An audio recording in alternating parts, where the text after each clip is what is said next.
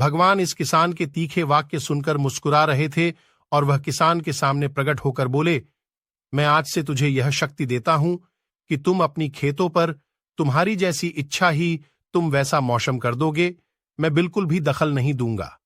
तुम्हारी इच्छा से सब कुछ होगा। किसान बहुत खुश हो गया।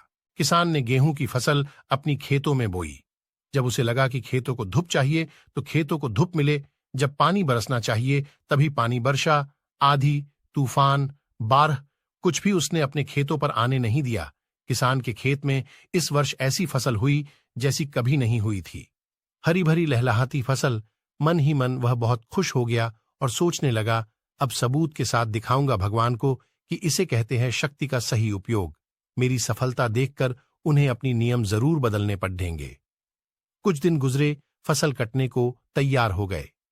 किसान बहुत उत्सुकता के साथ फसल को काटने लगा, पर जैसे ही उसकी नजर गेहूं की बालियों पर गया तो उसने अपना सिर पिट लिया और वह रोने चिल्लाने लगा। मैं तपने दिया। एक भी चुनौती का सामना तुमने उन्हें नहीं करने दिया, इसीलिए सारे पौधे अंदर से खोखले रह गए।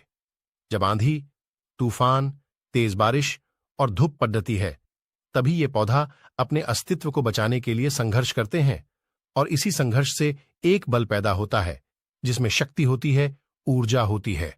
और यही ऊर्जा पूर्ति तेरे गेहूं के दानों की तरह जो नहीं फूटी, तूने उन्हें कठिन परिस्थितियों से गुजरने ही नहीं दिया जहां उनके अस्तित्व का जन्म होता। सारे बालियां इसीलिए खाली है, इसमें एक भी गेहूं का दाना इसलिए नहीं है क्योंकि तुमने अपने पौधों को संघर्ष कराया ही नहीं। याद रखिए, स्वर्ण में सवर्णीय आभात तभी आती है जब वह आग में तपने, गलने और हथौड़े से पीटने जैसे संघर्षों से गुजरता है। कोयले का टुकड़ा हीरा तभी बनता है जब वह उच्च दाब और उच्च ताप की मुश्किल परिस्थितियों से गुजरता है। इसी तरह यदि हमारी जिंदगी में कोई संघर्ष ही ना हो, कोई चुनौती ही ना हो, तो हम भी गेहूं की बालियों की तरह खोखले रह जाएंगे, कोई अस्तित्व नहीं होगा हमारा। विपरीत परिस्थितियां, चुनौतियां, समस्याएं हमें और अधिक निखारती हैं।